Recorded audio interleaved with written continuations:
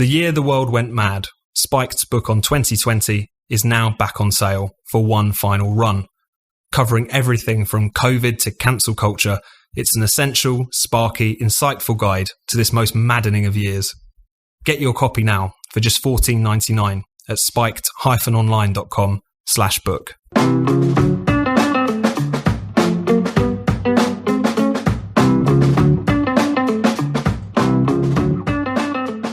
Hello there and welcome to Culture Wars with Andrew Doyle. Today, my guest is Peter Boghossian. Peter is an academic with an extensive publication record across multiple domains of thought. His most recent book is How to Have Impossible Conversations, a very practical guide, which he wrote in collaboration with James Lindsay. I reviewed it for Spiked. It really is a fantastic book. You should check it out. And today, Peter and I were discussing the legitimation crisis. If you haven't heard of that, don't worry about it. You'll understand by the end of the podcast. So, here we go. This is Culture Wars with me, Andrew Doyle, and Peter Boghossian.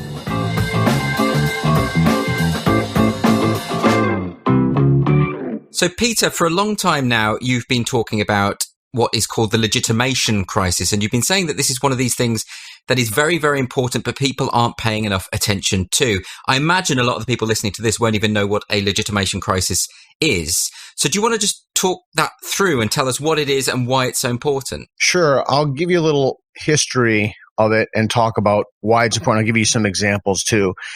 Basically, it's the idea that there's a lack of trust in our public institutions and that there's an erosion of confidence in our institutions. Habermas popularized the idea with a book. He's a German philosopher in 1973 that with the name legitimation crisis. He got that idea from other philosophers like Julian Bender, a French philosopher who published something in, I think, 1927, The Treason of the Intellectuals, or the Treason of the Clerics. I can talk a little bit about Habermas if you're interested, but I've used the Habermas as a jumping off point to talk about it more broadly. What does it mean when people lose confidence in their institutions, their governmental, political institutions? And do you mean academic institutions as well? 100%. Yeah. I'll give you some examples of this to help make it more clear. Yeah. But it's like you're sitting in a tree and someone says to you, well, where are the leaves? There are so many examples of this, the lack of what does it mean to have a lack of trust in our public institutions? Can you maybe explain why it's important, particularly when it comes to universities? Because I imagine a lot of people will be thinking, well, I know that these academics, they're these elitist people in their ivory towers and they go on about stuff that we don't understand. Does it really matter if I don't really trust them or I don't think they're talking sense? Well, the universities are the engines of knowledge production. Let me just give you one example. So I know that my friend Matt Ridley, also on your island, has some differences of opinion about this, but global climate change and whether or not it's anthropogenic or the degree to which humans contribute to that is, I think, among one of the most important issues we currently face. If people don't trust the academy, if they don't trust the research, if they say, which I have heard repeatedly, oh, those are all liberals, or oh, those are all people on the left or the far left, then they're not going to trust the research coming out of the institutions. If our institutions, particularly our academic institutions, and I'll give you a great example of this is, on June 4th, 2020, about 1,200 public health experts, I don't know how familiar you are with this, but they signed a letter saying that protests were vital to the national public health and to the threatened health specifically of Black people in the United States. So, for example, basically you can just choose the public health school of your choice, but Harvard's T.H. Chan School would be a great example of this. They declared racism a public health crisis. So they institute lockdowns, but not for tens of thousands of people who protest for political causes. So they selectively apply the rules. The CDC in this country does the same thing. That's an example of obliterating legitimacy. But in our academic institutions now, and you and I have spoken about this before, people simply do not trust the claims coming out of the institution because they've manufactured their own body of literature. I think what they don't trust, or what a lot of people don't trust, is the political partisanship of many of people within academia, which means that the things that they are claiming are driven by a kind of wishful thinking along the lines of their own political or ideological worldviews. That is 100% accurate. They've manufactured reality. And I think a really important way to think about this is activists think that if you gain, this is all Foucault, activists think that if you gain power, you have legitimacy. Yes. There's a substructure to legitimacy, and that's about not getting things wrong, right? Mm-hmm. So it's not just about names and brand and image. For these folks, it's all about power. So for Foucault, legitimacy comes through the power of, the authentication of truth. Yes. But the woke believe, it's like the Catholic Church, right? The woke believe that once they gain dominance in every regard, they can determine what's considered true or false. Right. But that legitimacy doesn't come from claiming it. It comes from showing it. Well, isn't the problem here, and now this reminds me of an article I read about by Camille Paglia many years ago, back in the 90s, an article called Junk Bonds and Corporate Raiders, Academe in the Hour of the Wolf. And what she's talking about there is the way in which shoddy academics are quoting each other endlessly to give this illusion that what they have created is true and the points that they have promoted, largely post-Foucauldian academics. And I think this relates to what you're saying, because really what you're talking about is idea laundering, which is something I've heard you talk about before. Can you define idea laundering or explain how it might work so that people understand what that means? Sure. I also think that this is an incredibly important idea that more people need to understand. Yeah. So this is the mechanism for how many folks in the academy fabricate or they discharge their moral impulses. So give us an example. Okay. So here's what happens. So you and I have some idea. We're academics. We have some idea. Yeah. And usually it's a moral idea, but it doesn't have to be a moral idea. Mm-hmm. So what we do is we start a journal, we get a reviewer, we go through the same process that other journals, for example, in the STEM fields go through. Yes. And it's called idea laundering because it goes in one side as an idea and it comes out knowledge. So we go through the process of publishing that in a peer-reviewed journal, which we ourselves have made, and it comes out as a claim to knowledge.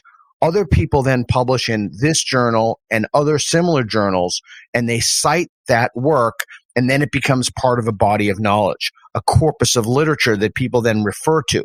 So when you say, well, how do you know something? They point to an example in bogus journals that they have idea laundered. Which is similar to what Camille Paglia was saying, is that people just quoting each other creates this illusion that there is something there, there's some substance there, but actually it's just people in the same gang reinforcing the illusion that they created in the first place. Yes, it's a collective participation in make-believe land. So would an example of this be something like fat studies, which is a very recent subject? And people will think I'm making a joke there, won't they, when I say fat studies? And it's not a joke. What is fat studies? That is a great question. Fat is an actual journal. And I just want to say, I don't want any of your listeners or to believe anything you or I say. Look it up for yourself. There's an actual journal, and we published a Sokol-style paper in this journal called Fat Studies. And Fat Studies doesn't do what people think it does. Look at A1Cs, the amount of sugar in the blood over a 3-month period, or talk about what macronutrient breakdown people should eat, how much exercise should. But Fat Studies is a journal that seeks to normalize being fat. And they look at fat, again, this is a postmodern notion, that obesity is just one narrative. It's just a story we tell ourselves. This also relates to the legitimation crisis. It's just a story we tell ourselves. So Fat Studies doesn't do what people think it does. In fact, it seeks to normalize being fat. And indeed to promote the idea that there is no identifiable health risk to being overweight. That's correct. And it's Charlotte Cooper's journal and notions, and they draw from these ideas called healthy at any size, which also has a body of literature to it that's been idea laundered. I've seen this an awful lot. I've seen people attacking, for instance, cancer research charities who point out that obesity is the second highest cause of cancer, and saying that what these people are doing is fat shaming. And actually, we're going to point to this body of work that says there is no inherent danger in obesity. And in fact, it's more dangerous to shame people for their obesity. And therefore, there's a real tangible danger to that, because once people start dying, that's not something you can theorize away. That's correct. And so that's an example of a very slim example, I was trying to make a pun, of how... It was good. It worked. Thank you. of how fat studies through idea laundering contributes to the crisis of legitimacy in our institutions. And these are college classes that are taught to kids, or in some cases they have their own classes. My university had one, I think, a while ago, in which people either take an entire class or they have bits and pieces of their class in their gender studies or any of their broadly grievance studies related things. But fat studies is just one example among many. Yes. Of the legitimation crisis and people not trusting what comes out of their institutions.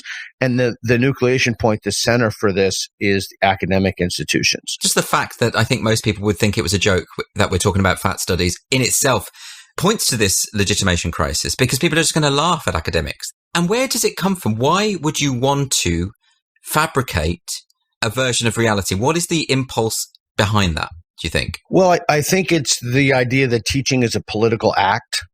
And this is a very complicated question because it deals with people's sense of identity, morality, sense of what's right and what's wrong, and how they navigate reality. So that truth only comes from people saying what's true or not, as opposed to something that's actually true. So many of the people who traffic in this nonsense are themselves indoctrinated by postmodern concepts. And Helen Pluckrose and James Lindsay talk about that extensively in Cynical Theories. And Douglas Murray talks about that in his book as well. And the key to understanding this is that their moral minds are overriding their rational minds, and they've been indoctrinated into a system, and it's a kind of scholarship activism. Yes, I think Helen and James talk about this in terms of applied postmodernism, as in the idea that the early postmodernists and the French postmodernists of the 1960s weren't interested. They were theorizing. They were talking about ideas. They weren't interested in applying these as policy to society. But then this activist turn happens in the, what do they say? 1989, I think they pinpoint it as when all of a sudden academics start seeing themselves as activists, and actually what their role is not to test reality or to interrogate reality, but rather to form reality and shape society according to their ideology. Have I got that right? That's correct. And so truth, then, you need to look at this through the lens of power.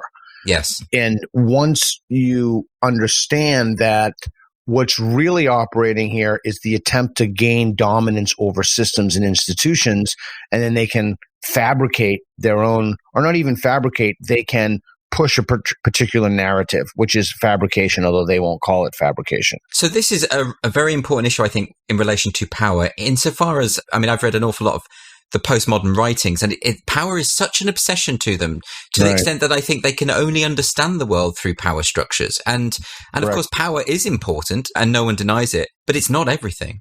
And if you can only see art, for instance, let's take visual arts, if you can only see a work of art as being a manifestation of the will to power, of one group trying to dominate over another group in a particular way, then you are no longer susceptible to beauty or the function of art. In fact, I would go so far as to say you're not really qualified to talk about it. And yet that seems to me to be the driving force between so many academics that I encounter on this subject. I think that's right. I think if you really think about it, so I'm 54, and when I was a kid, I was taught civics, I was taught geography, we stood for the flag. You can like those things or not like them. That's not the point. Yes. The point is that today children are taught something very different. They're taught to see grievances. They're taught a very, very different history of the United States than I was taught. We were taught about blemishes, but this education focuses entirely on blemishes. So let's take a pause on this and just reflect for a second. And we can look at organizations like the Southern Poverty Law Center and the ACLU to give paradigmatic examples of this. Yes. So the organizations remained the same, but the people occupying the organizations changed in their value system and their value structure. Right. Is that clear so far? That's very clear. And just to specify so that if people aren't familiar, so the ACLU, the American Civil Liberties Union, they were famous for instance, the standing up for the rights of neo-Nazis in Skokie in Chicago in 1977 to march They were saying that they should have the right, even though we despise their views. Correct. We must protect their constitutional freedoms because free speech is an indivisible liberty and it's for everyone. Now, fast forward 40 years. I noticed the other week, and I think I saw you tweeting about this, that a senior member of the ACLU is talking about how he believes that Abigail Schreier's new book should be banned. He says stopping the circulation of the book is 100% the hill I will die on. That's what he says. That's absolutely correct. Chase Strangio, and he was consistently right. So, okay, so let's slow down because this is so important. I mean, even in 2018, the Wall Street Journal leaked a memo about the ACLU's procedures on taking speech cases, right? So the organization is the same, but the people who occupied that come from a different value set. So when that memo was leaked, it said that speech had to be considered in the context of the, quote, potential effect on marginalized communities. I believe that's the exact quotation. Right, which is not compatible with the original stance of the ACLU back in the 70s. Okay, so which is not compatible with the way that the ACLU discharged its mission, but the people occupying those institutions is very different. And I think that my response to his "This is the Hill," Abigail Schreier's book should be banned, making people not trans. And I've read the book, and that's just not true. But again, we can talk about this. I think I tweeted out. Let's see if I can have my tweet is something like, "Fred is a cop and a member of the KKK, but that doesn't influence his policing behavior. Nor does he speak for the police when he's cross burning." Right. So you have people occupying the institutions. That would never be the case now that they would allow Nazis to protest or neo-Nazis to protest in Skokie. No, it wouldn't be, would it? I mean, it's sort of like you're dealing with two completely different organizations at this point. I think people will be confused as to how that has happened. I know that Glenn Greenwald has recently written about this interior conflict in the ACLU between the old school sort of liberal mindset that says, free speech is for everyone, and a new generation that says that actually words are violence, words are power. In other words, those who are informed, whether they've read it or not, by the postmodernist mindset. That's correct. And you don't have to stop at the ACLU. 2016, the SPLC published its field guide to anti-Muslim extremists that put Majid Nawaz and the Quilliam Foundation on that list. I mean, that's insane. Majid Nawaz is a Muslim. And to see him as an Islamophobic is insane, I think. Right. So that's the whole problem. I mean, this is such a profound issue that I predict within the next few months, 6 months max, that this is going to take off. And this is really what people are going to be talking about almost exclusively. You're listening to Culture Wars with Andrew Doyle. If you're enjoying the podcast, please make sure you subscribe so you never miss an episode. You can subscribe to the podcast on all the major apps, including iTunes, Spotify, Google Play, Stitcher, and more. And if your provider allows you to, then why not give Culture Wars a rating and a review while you're there? It would really help other listeners to find us. Now, back to the show. I think everyone is sensing what you're describing. So just to sort of try and break this down a little bit more, the idea of the legitimation crisis is what we are seeing all the time in the various attempts by those in authority to tell us that what we know to be true is not true. So I often think that the social justice movement is not offering a critique of society. It's offering an alternative version of reality. It's stopping us from distinguishing between fiction and reality. I think people can see it, for instance, in the way that J.K. Rowling we're told she's a transphobic monster, and yet no one can find a single example of anything transphobic she's said. We're told that Jordan Peterson must be a Nazi, even though he's spent his entire career warning people about the dangers of Nazism and authoritarianism. We're told that there are 100 genders just because we've decided that there are. We've even got mathematicians now telling us that 2 + 2 = 5. So all of this stuff that I think everyone recognizes, but they don't know how to put their finger on what it's called or what it is or how we deal with it. And I think that's why having a name like the legitimation crisis, that helps, I think. It helps us to tackle it. That's correct. And if you're not aware of this, look at the last election, for example. In the last election, we have literally, in the United States, we have literally millions of people who don't trust the results of the election on both sides of the issue. That's right. And we have legitimation crisis. I mean, look, with the Supreme Court right now, it's been 9 people in the United States. That number is not fixed. It's been that way since 1868. But Congress can shape the size of the court. So you don't like what the court has to say? Well, you just add more people to it. And Yes. Harvard's T.H. Chan School was tweeting that 2 + 2 can equal 5. But you also have like Orban's party in Hungary, Fidesz, I think that's how it's pronounced. Yeah. You know, when they control the media, so the elections, they're not forcibly rigged, but they're not fair either.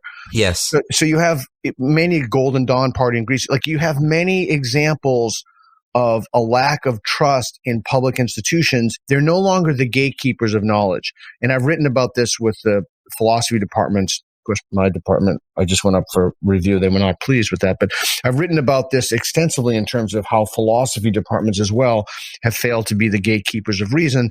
And they've fallen prey to what's the moral orthodoxy, which is kind of applied postmodernism, as Helen Jim call it, and the crisis of confidence that causes in traditional institutions.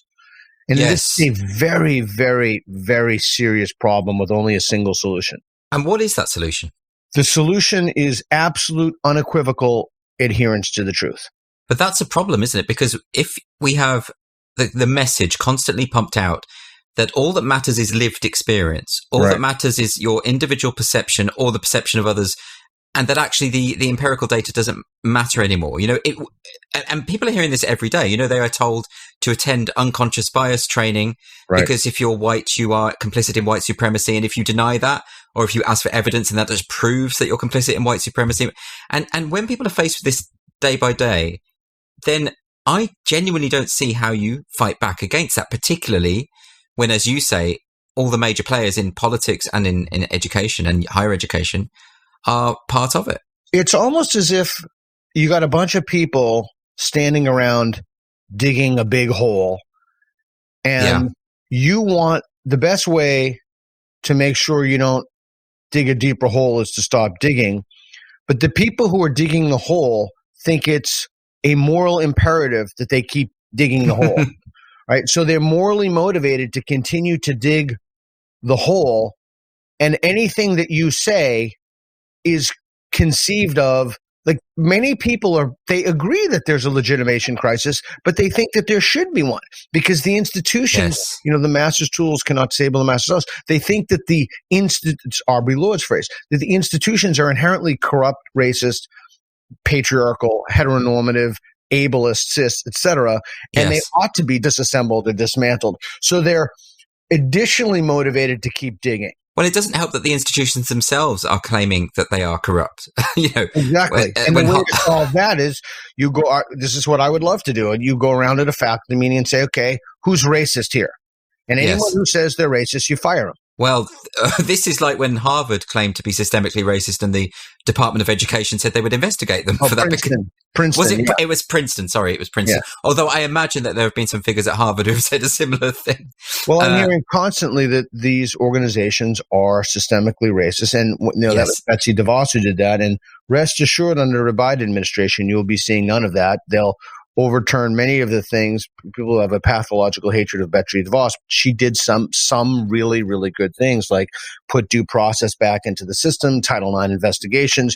You know, Title IX, this is another conversation, but it's been weaponized. If someone doesn't like you, they just file a Title IX complaint against you. I've had Title IX complaints against me, and they make you sign this thing saying that you won't talk about it, the particulars of it.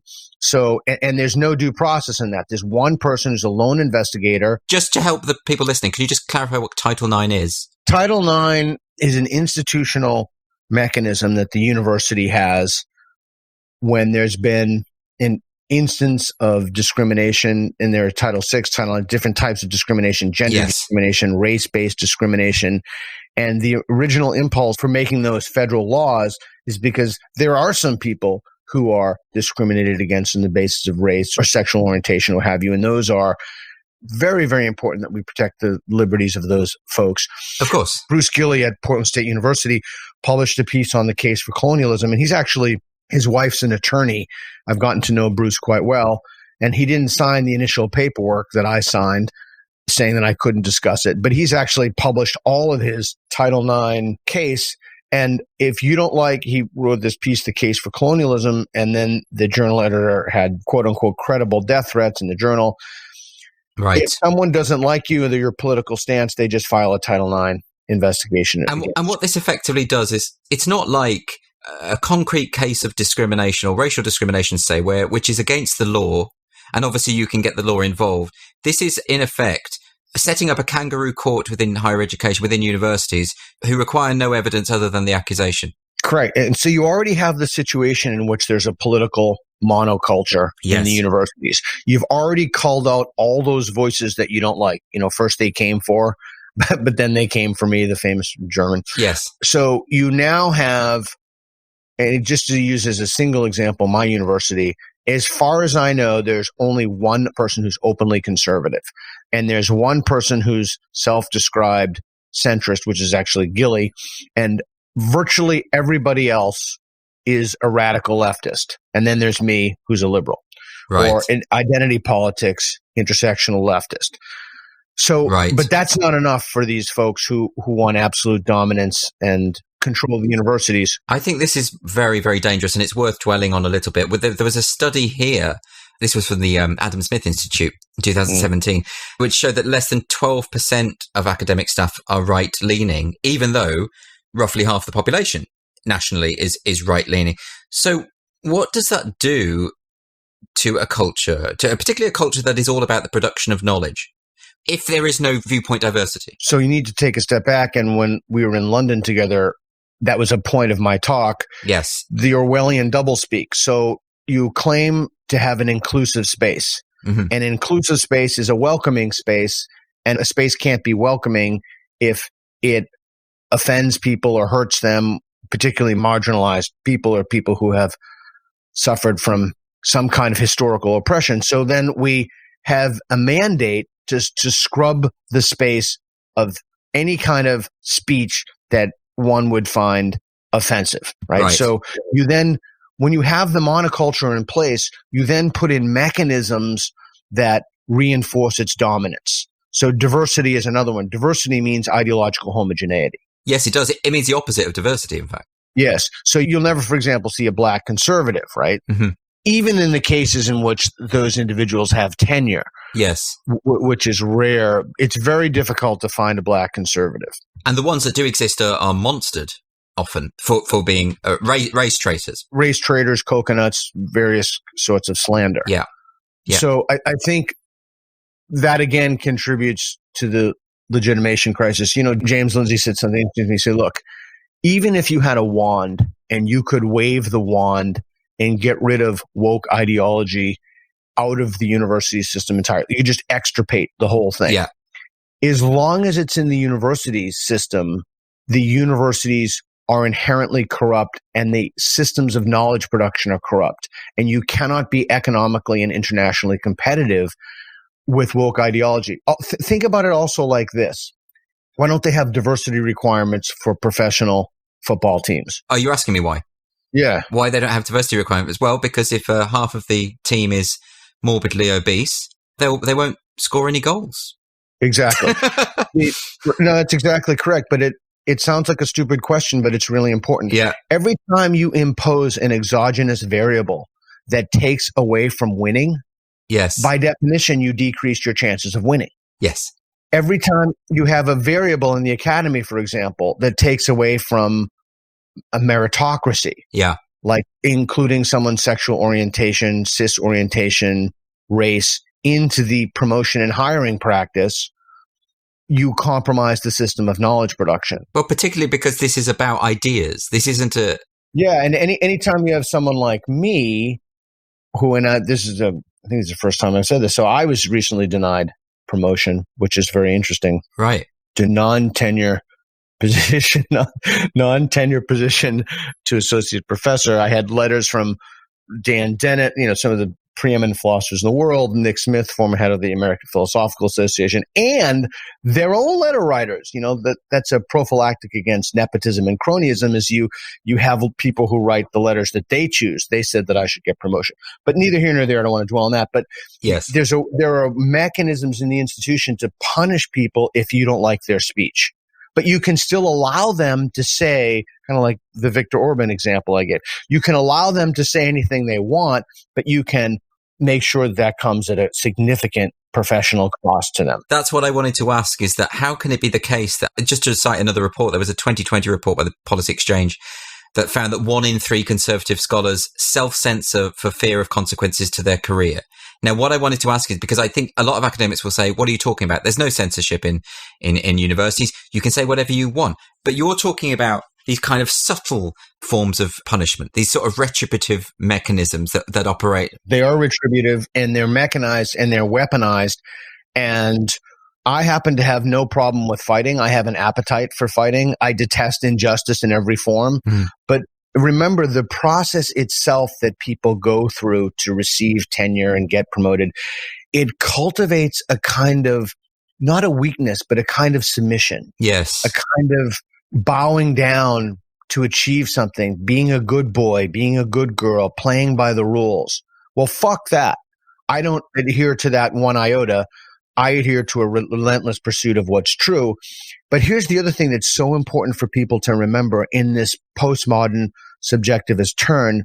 There has been a turn away from traditional rules of engagement. So, for example, the coin of the realm in academia is if Bruce Gilley publishes, for example, or I'll put it on myself. I publish a piece in Russell Blackford's book, The Problems of Philosophy, and claim that philosophy has not made the progress people think, or I publish a piece in the Philosopher's Magazine saying that the gatekeepers of reason have fallen and they've held a sway to subjectivity, etc.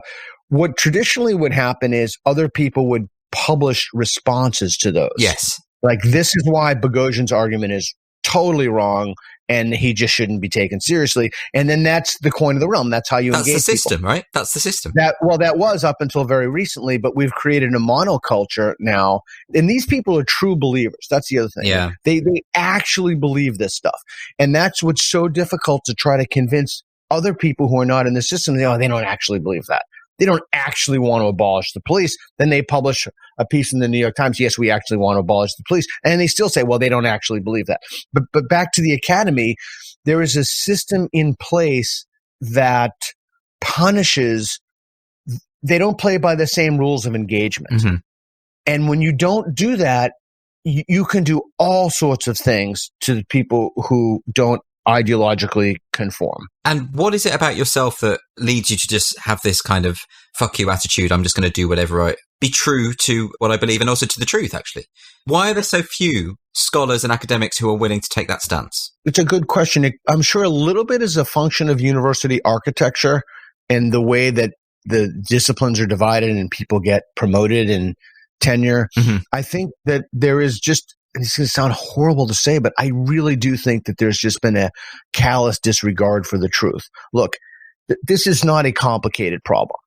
You would use the same tools, literally the same tools, to figure out any kind of alternative medicine, or if we've been abducted by aliens. I teach science and pseudoscience. When you want to make a claim about the world, yes. Now, I'm not talking about I find something beautiful, a subjective thing, or this piece of music. I'm talking about objective claims about the world. Yeah. In Deborah So or Abigail Shrier's book about you, whatever the claim is, we ought to use the same methods, the same robust epistemologies and methods of inquiry in literally the race and gender and everything else that we do for literally every freaking other thing. Yeah. There's no special pleading. There's no special exemptions. And to say that is not only not radical, but it's a duty.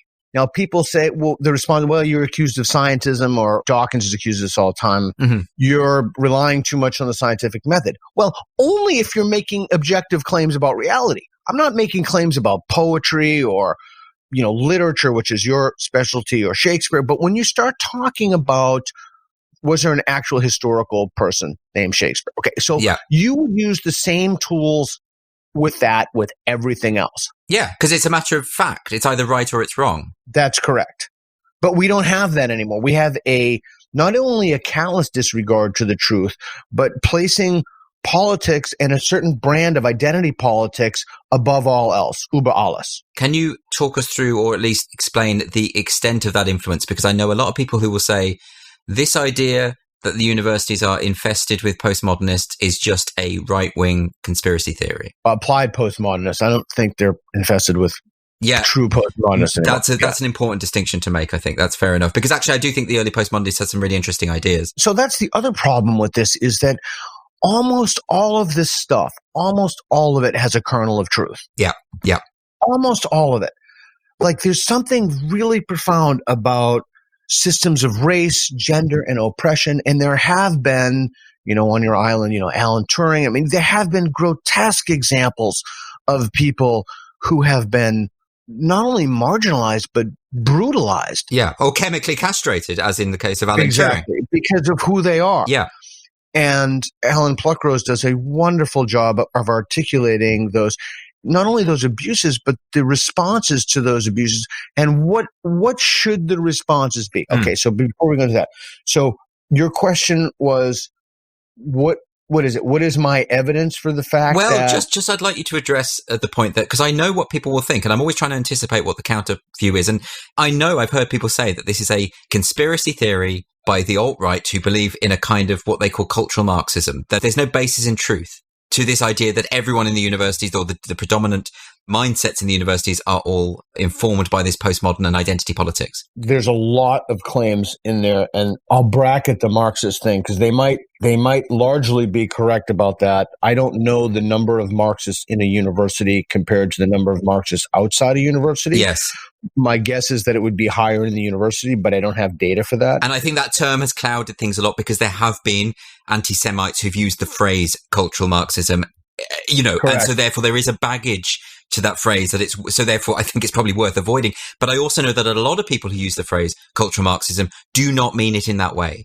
What they're talking about is the neo-Marxists who took that cultural turn, like the Herbert Marcuse's in the world, the Frankfurt School. That's what they're talking. And those people were real, and they still have influence. So let's make this really simple. Yeah. Let's look at, for example, the Foundation for Individual Rights in Education. Yes, which is a group called FIRE, which people will know as FIRE. Right, which is Greg Lucano's book. He was the first author on The Coddling of the American Mind, which he also cites some great stuff. Pamela Paresky has some statistics on this.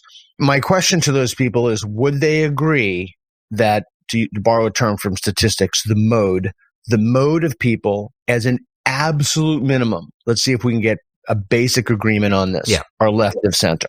Now, if they cannot agree on that, then there's really no... I think they have to agree on that because the data's in on that one. There's just evidence denialism at that point. Or they have to say there's something about the method of inquiry that you use that can't lead you to that conclusion. For example, they usually get that from anonymous survey data. Well, we don't trust survey data. Everybody's lying. Sure. Okay. So is it more likely that everybody's lying about their political orientation and saying they're on the left when they're actually on the right? And what would be the reason that there'd be this mass lying? I mean, at some point, we have to take the data at face value. Right. So if we're saying that the evidence is, and it is overwhelming, that there is this kind of ideological homogeneity, overwhelmingly, like you say, left-leaning, that is certainly, I think, undeniable.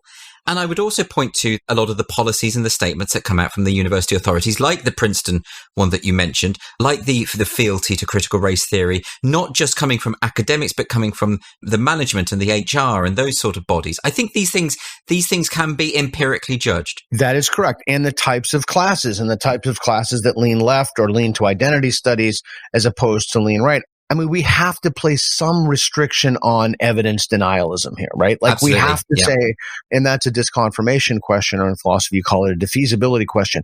What evidence could I present you with that they actually do lean left? Well, there is no evidence. Okay, well then your belief isn't based on evidence because there must be some data point or some piece of evidence that would come in. So, I mean, we have to, it's just a form of dishonesty. But okay, but let's bracket that. Let's leave it aside. And let's say that you say, okay, I'll give it to you. The majority, if not the vast majority of people are left-leaning. Mm-hmm. Okay, but now we need to take a look at what that means. So I would argue that they're not just left-leaning. They're left-leaning with an identity lens. Yes, I agree with this. They're left-leaning with an intersectional view of reality. They're left-leaning with Henry Giroir's idea coming from Paulo Freire, et cetera, teaching to overcome oppression with a critical consciousness, as Freire calls it. Yeah. They're left-leaning with this idea that teaching is inherently political, the act of teaching is political, and we need to use our classrooms as mechanisms of liberation to liberate people from oppression. So it's not just that they're left-leaning, it's a very particular kind of leaning left that was found in the academy, in the academies, but now has seeped out into mainstream consciousness. Hi, it's Fraser Myers here from Spiked. I produce Culture Wars along with all of Spiked's other podcasts. I hope you're enjoying the show so far. I know it's early days, but if you think this might be a show that's worth supporting, then the best way to do that is to make a donation to Spiked. Even something as little as £5 per month is hugely appreciated and can make an enormous difference to our work. Your donations help us to keep going and growing so we can keep providing you with new, exciting and ambitious content. If you'd like to make a donation, it's really easy. All you need to do is go to spiked-online.com and hit the donate button in the top right corner. That's spiked-online.com and hit the donate button. Now, back to Culture Wars with Andrew Doyle. So can I make a suggestion then, which is that I think what you're describing is irrefutably the case, and the evidence of our eyes tells us that it's the case. I think what this hinges on is the conspiratorial idea, as in when people talk about the long march through the institutions, which was a thing, and it was a concept that was formulated and attempted, and we know that that's the case. But what happens then is I think people start thinking in terms of, you're suggesting there's this kind of shadowy, deliberate attempt where people get together and say, this is how we're going to manipulate and change the institutions for good. Whereas actually maybe a lot of this has happened kind of by accident, maybe. And so maybe that undermines this idea that it's a conspiracy. Does that make sense? So is the claim that we agree that this is happening, but we don't think it's a conspiracy? Right. I'd actually agree with that. That's something I'm suggesting is probably more likely. Yeah. And even though, as I say, the long march through the institutions is not a deniable thing, that was an idea that was put forward. But I don't think it's really happened as such. I think people have fallen into this identitarian way of thinking, but largely due to fashion and largely due to the way that's just the way things have gone, you know? It's the Overton window. Right. The Overton window has shifted. So I would agree with them that I don't think it's a conspiracy. Mm-hmm. I guess there could be certainly elements of people who are conspiring to institutionalize these ideas. I think that they're very honest and very straightforward about what they want to do. For example, equity statements that they want folks to sign. And yes, it's my understanding that they just put the word equity in my department's mission. I was the only one on the faculty, I think, who voted against that. Right. So look, so they were asking people to sign diversity statements at many institutions. Just to be crystal clear, I have absolutely no problem whatsoever. In fact, I think it would be very beneficial for me to write a diversity statement. Right. My problem is not with writing a diversity statement. My problem is with signing somebody else's diversity statement. So I don't think that this is a conspiracy. People are very straight. University presidents, for example, president of my own university, he sends out emails constantly about what they're going to do for equity, how the institution must be geared to root out systemic racism. They're very straightforward about this. So I would agree that while there could be some people who are conspiring, this is done in broad daylight. I think that's it. And I think I'd even go so far as to suggest that calling it a conspiracy theory is a kind of conspiracy theory. Right. Insofar as they just say it. It's all out in the open. So what is their problem with this then? I think their problem is that the accusation of conspiratorialism is just a means to undermine it, a means to reject the truth of what we're seeing happening to the institutions. I think that's what I mean. The example you just gave of equity is very revealing because, of course, they talk about equity, not equality. So I was going to write something explaining in plain English what the difference between equity and equality is and why equality of opportunity is vital and indispensable for civil societies, but equality of outcome is actually a deranged mindset that throws us back, I don't even know how many years. And I actually, to bring him up again, I actually asked James Lindsay, I said, dude, I think I'm going to do this. He's like, what could you possibly write that hasn't been written about 10,000 times before? It's a no-go.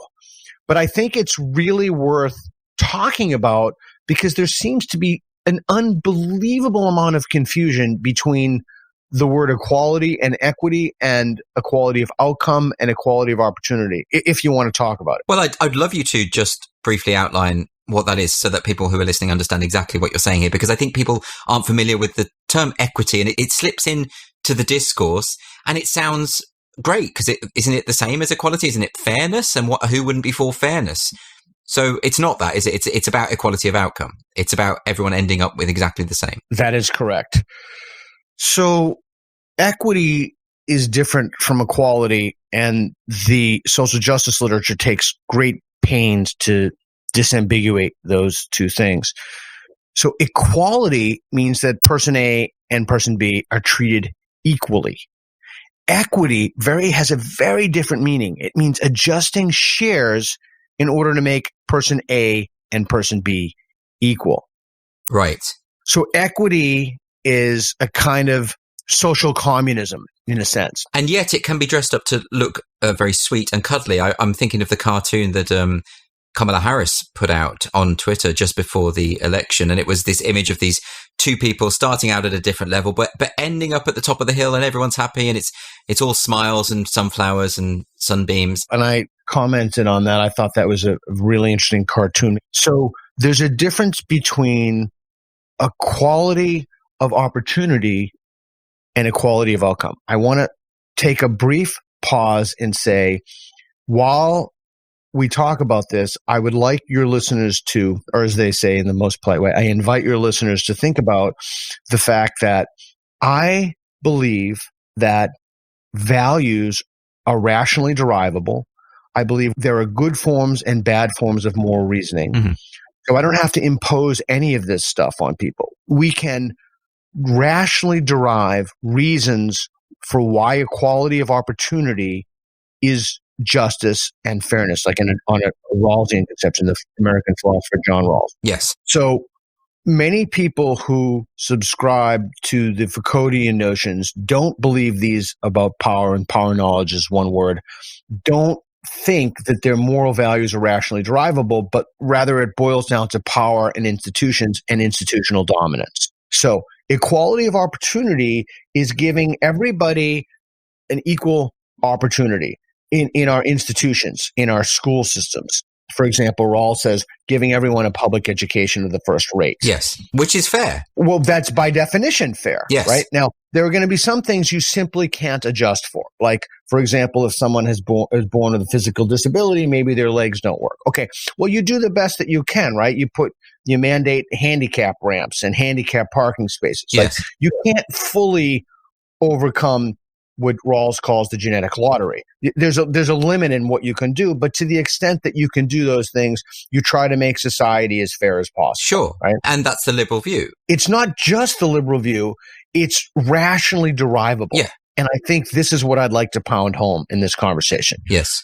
There are reasons for adopting the stance of equality of opportunity. Yes. Because you could be in a position, if your enemy assigned you your social place in society, and if you assign your enemy, you would want to create a system so that it wouldn't matter where you fell because you'd all have equal opportunity. Absolutely. Yeah, and I think that's what most people are for, and most people understand that.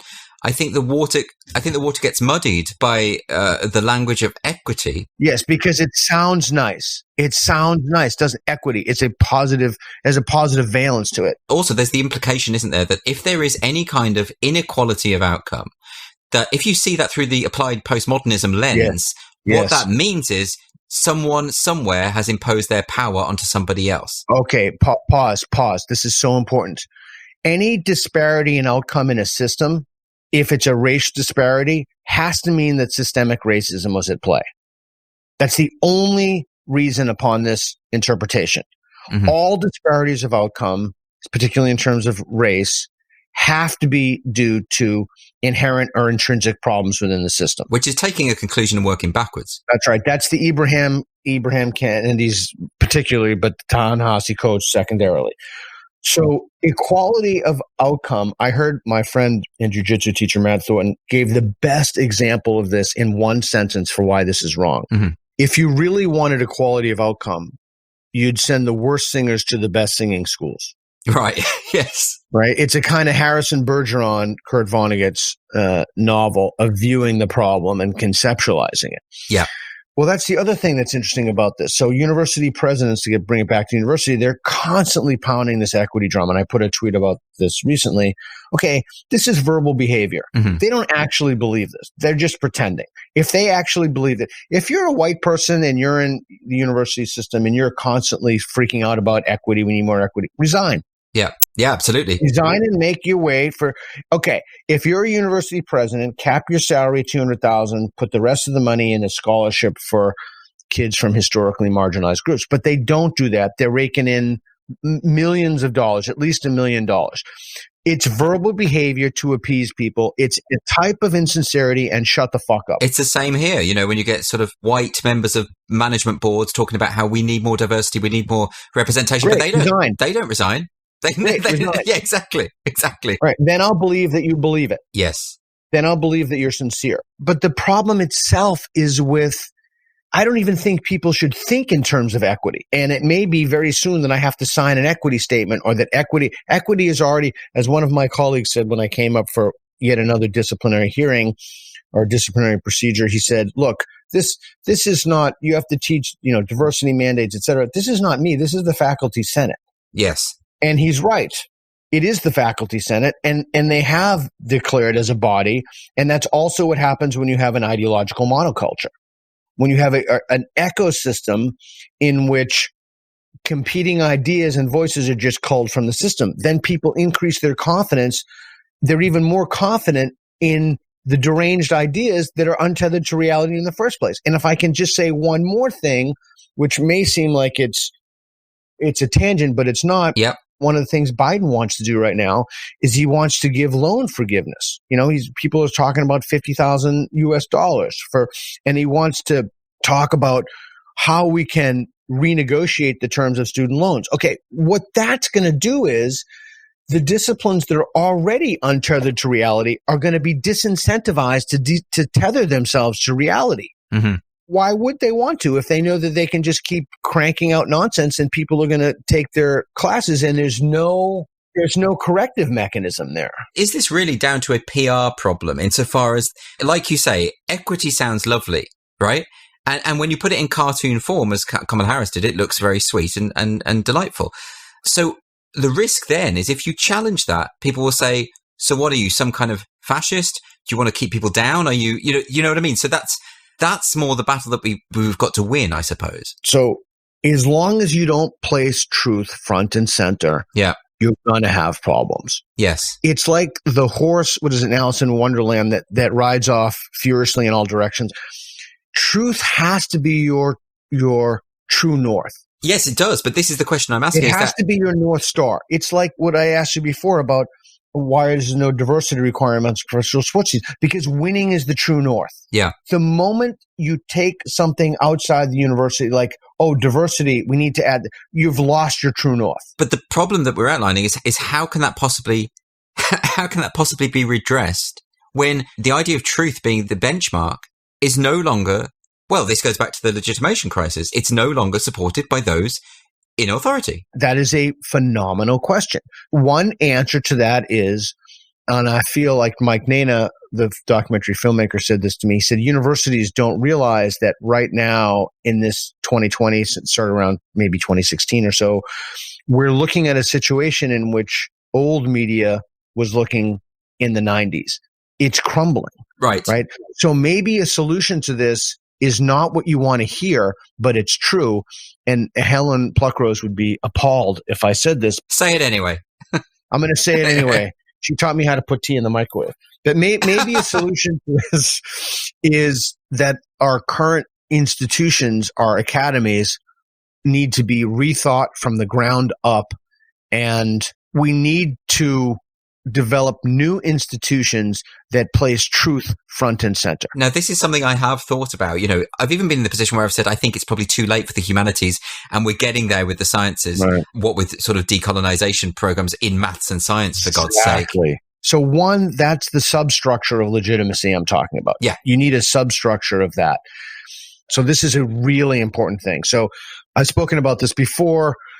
So there's something called research justice. And research justice is citing people in work from traditionally marginalized backgrounds. So privileging their citations and citing, for example, fewer white males or fewer straight white males or what have you. Yeah. The moment that you do that, not only that's an equity-based initiative. The moment that you do that, imagine self-crippling your engines of knowledge production, literally crippling yourself so that you can't look at the best available data. Yes. So the moment that research justice comes into the picture, one of the first things that you have happened is that you are crippling your ability to research certain subjects and to even extend into certain domains of thought. Yeah. You are placing a kind of stop sign. It is anti-meritocratic. It is impossible to. You think the Chinese are going to do this? Yeah. You think they're going to have a sense of research justice where they're going to, well, they're going to cite the Uyghurs today? No. Well, because things don't work if you do this. Ultimately, when you're dealing with engineering, say, and you start to prioritize diversity and decolonization, well, then the car won't drive and the plane won't fly. You know? Correct. So it has those tangible effects. So what I'm saying is, if they're insisting on this stuff, is the solution then just to scrap them and start again? Well, that's what you said. I'm not advocating that as the solution, but I think all solutions need to be on the table. And my feeling at this point is that the institutions are lost. Right. Really? Yeah, I do. Certainly the humanities are lost. You know, tenure complicates that because now you have people who have been idea laundering, and they're not just idea laundering. They're signing, and I do this too. I assign the stuff I do, but I don't assign them in terms of it's true or false, just that they need to know the concepts, right? So they're assigning their pieces, their articles, and their books, etc., that have been idea laundered, and they're making sure that they get those right on quizzes and tests, for example, that there are right answers and there are wrong answers, then that accords with whatever the orthodoxy is, whatever the dominant moral orthodoxy is. We've done this for years now, and we've created an entire generation of students who think that they have knowledge, but they don't. They just have ideas that have been laundered. I think that the universities have been completely lost. I don't think there's anything we can do about it. And it doesn't even really matter if a lot of this is deliberate or whether it's a kind of accidental thing that's happened. People are now working within a system where that happens. And people are probably idea laundering with good intentions and not even knowing they're doing it. They all have good intentions. They think it's the right thing to do. And they think they're better people because they do it. And that makes it harder to address, doesn't it? Yeah, it's like the guys digging the hole who think that they're digging it for moral reasons. And for moral reasons, they got to keep digging. We have a situation in which entire structures of people, we have literally tens of thousands of people digging the hole. And anybody who says, wait a second, we need to consider this hole, they are Nazis, racist, oppressors, whatever. And if somebody who's actually affected by the holes digging, and I guess maybe this is the analogy that breaks down, but a black person or what have you, they say, well, wait a second, let's stop to consider this. Then instead of saying, well, yes, this person's subjectivity matters. That's a good thing about not buying into law of contradictions, is that you can just contradict yourself and everybody else all the time. It means literally nothing. Mm-hmm. They call them a traitor, a race traitor, and a coconut. That's it. So there is a fear that there's a cost that comes to even asking the question. So that's why I mentioned Ralston College particularly. He's great. Blackwood. I follow him on Twitter. Yeah, so he set this institution up precisely for this reason. It's specifically a college for the humanities. And I did say this to him recently, is that I think maybe this is what's going to have to happen, is actually that people with the financial means to do it and the right intentions can set up their own private institutions. The danger there is you end up with elitism. But if there's a way to do it where they can be open to everyone, where people who want to learn, where people who want to go to university and leave with knowledge as opposed to leave with a false version of knowledge, that would be great. That's the substructure again. That also relates back to the legitimation crisis. Look, the only reason, for example, Harvard has a tremendous amount of cred for their name. But they have cred for their name because they've been pumping out people doing really good work and doing work that tethers itself to reality. Once that stops, the brand will die. It will become tarnished eventually and die. Yes. The universities now are in a crisis. There's simply no question about it. There's been erosion of trust and public confidence. I've tried repeatedly. What am I? I'm just one guy. I'm a non-tenure track as lifetime assistant professor at a fourth-tier university. So, what am I going to do about it? I can sound the horn or I can try to raise the alarm, but think about how disincentivizing it is when people see that and they say, well, the magnitude of this problem is so overwhelming. And now here's why it's worse. George Floyd expedited the whole thing. So the death of George Floyd. So we now have woke people, for example, in the Southern Poverty Law Center, which we talked about. We have woke people in CNN, in the New York Times. There's a schism in the New York Times, and there's a schism in NPR, National Public Radio. It's like your BBC. Yeah. And the consequence of this, I don't know how much time we have left, but we cannot maintain the current structures if nobody has confidence in the institution. We can't. I mean, the New York Times, I think, no one takes the New York Times seriously now with recent events. The same thing has happened recently to The Guardian.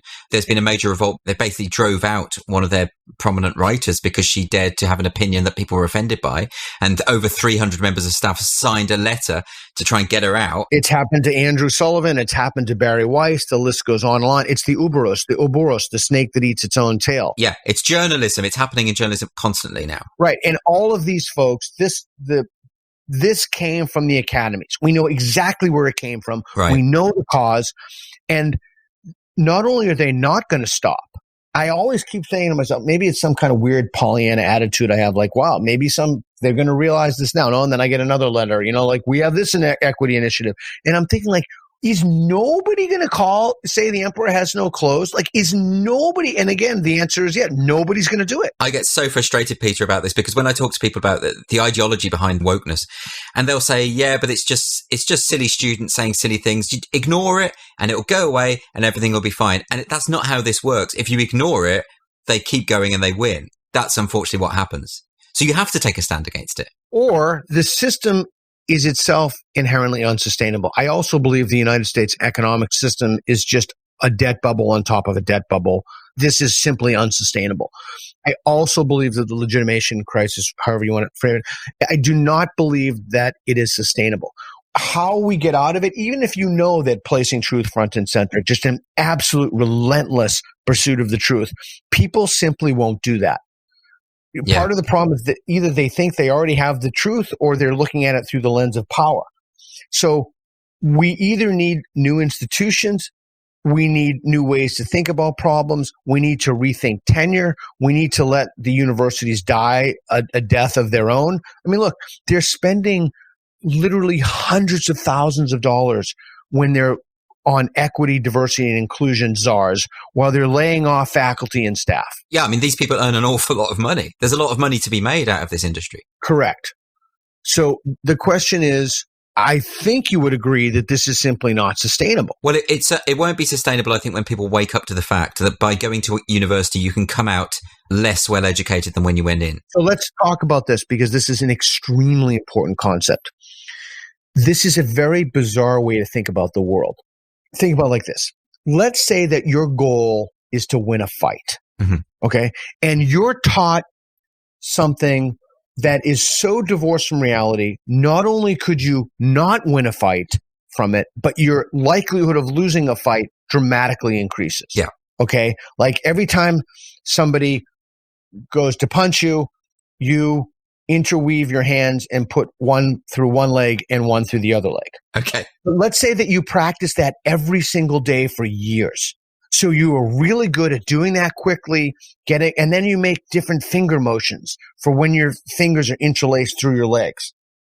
You would have been better off not doing that at all than if you started. Okay, the same analogy, it's isomorphic to the university system. You would be better off not going at all than learning ideas and methods of knowing reality that take you away from reality, that remove your corrective mechanism from reality, like standpoint epistemology. I mean, I'm at the point where I feel that if people just stayed at home and read books, they would be better off at the end of 3 years. Depends what the books are. That's true. If it's Robin DiAngelo, maybe not, but there's lots of great stuff. You're better off not becoming good, spending no time at all on a process that doesn't work, but you think that it does. Because then you also have the false confidence. And that's what's happening in our institutions wholesale now. People are learning ideas about reality from methods like autoethnographies, methods that simply are action research. These are not legitimate methods of inquiry if you want to make objective claims about the world. But yet they think they have knowledge. And people who think they have knowledge are very dangerous when coupled with these ideologically motivated moral communities. Maybe it's about the attitude as to why you go to universities, that you go to learn and you go to expose yourself to new ideas. No, but they don't. No, they don't do that. But I think they go along with it because they see university actually as just a means to an end to get a job. I think they see this as a business more than anything. I think I have to disagree largely, though not exclusively with that. They are trained by people. They go through the K through 12 system from people who are indoctrinated themselves. Yeah. So people in what's called, in the United States at least, pre-service, I used to teach in this system, pre-service colleges of education. So people who want to teach teachers, you can't just walk into a school, you have to get certified. Yes. All of those people are indoctrinated in this. So the teachers in the schools are indoctrinated in this, and they're taught from Henry Giroir's idea right on that the purpose of education is to remediate oppression. Yeah. And then they go into school, and then the professors are taught that, and then they teach the kids who have already been indoctrinated into K through 12 systems. So I think it's less about finding a job. It's like the meritocracy in sports again. The whole shift of the purpose of the institution. It's no longer Book 7 from Plato's Republic of knowledge, education, educare, to lead one out of the cave, right? Yeah. When Socrates is talking about the cave and the allegory of the cave in the Book 7 of the Republic, it's like there are degrees. He walks out of the cave, and then what's the first thing that happens? And there are degrees of light. You see the light. What do? You put your hands up, your pupils dilate, and then he eventually goes back into the cave. But the idea is you're not taking somebody out of a state of ignorance. In this case, you're putting something in. You're changing the mission to look at it through the lens of grievance and oppression. So the question then is, how do we communicate this idea to people that actually by investing all your time and energy in these degrees, you are effectively learning a skill that is futile? It's worse than futile. Again, it's worse than futile. It's taking you away from reality. You're doing an injustice to yourself. I mean, I suppose I'm asking quite a practical question here insofar as how can you do that, particularly when the social justice ideology is now targeting school? I'm not talking about university. I'm talking about people between primary school, secondary school, what you'd call high school. And, now that is happening, now that, for instance, critical race theory is finding its way into schools, we have educational bodies in this country who are supplying resources and materials to primary and secondary schools, to young kids, which is talking about white privilege and all the tropes of critical race theory. I have an answer for you. Go on then. You're not going to like it, but I'm going to tell you. Okay. Wait until you see what I'm going to do in 2021. Okay. It sounds like a threat. Wait. But not to you. Not to me. That's all right then. Are you able to tell us what it is? No. Okay. Fine. That's fine. That's like a cliffhanger. That's nice. I can't wait. Is there anything else that I didn't cover that we should have covered? You want to chat about? I think one thing I should probably ask about, obviously now we've had the election, now Biden is in power, and one of the first things that Biden's team announced is that they would be revoking the executive order, Trump's executive order about critical race theory being taught in federal departments. So that would indicate, I know that obviously Biden got as far as he did because he was perceived as the centrist, non-woke candidate. He wasn't Elizabeth Warren, right? And in fact, Kamala Harris dropped out the primaries early because she did so badly, because that kind of mindset just isn't popular with the electorate. And yet, one of the first announcements they make is about revoking this executive order. And of course, critical race theory is a major part of the problem, because critical race theory advances a view of reality that is not tethered to the facts.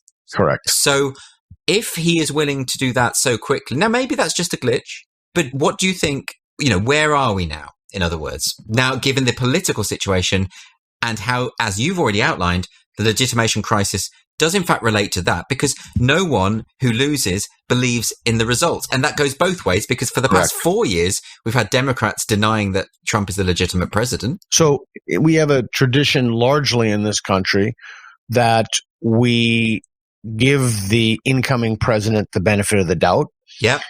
And that's exactly what I'm going to do for Biden. I think you're absolutely correct. Biden is in no way a radical. The people around him might be radicals. We'll soon find out. But no matter who it would be coming into office, I think we should really wish them the best. I think we should, because, you know what, first and foremost, we are Americans. And I think it's really important to adopt a posture or a stance of, let's hope that things go well and that he does the right thing. And when he does, we'll support him. And when he doesn't, we'll call those things out. But when someone's not even in office yet to start criticizing their policies, it's just, I think it's a very un-American thing to do, personally. I think that's a very sound message to end on. Thank you, Peter. This has been fascinating. Thanks, Andrew. I appreciate it.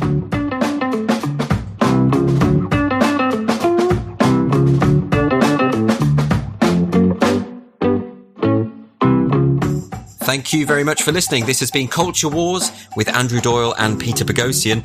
I'd just like to remind you all to check out Peter's last book, How to Have Impossible Conversations, which he wrote with James Lindsay. It's a really great piece of work and actually very important, particularly at a time when so many people have seemingly forgotten how to talk to each other in a civilized manner.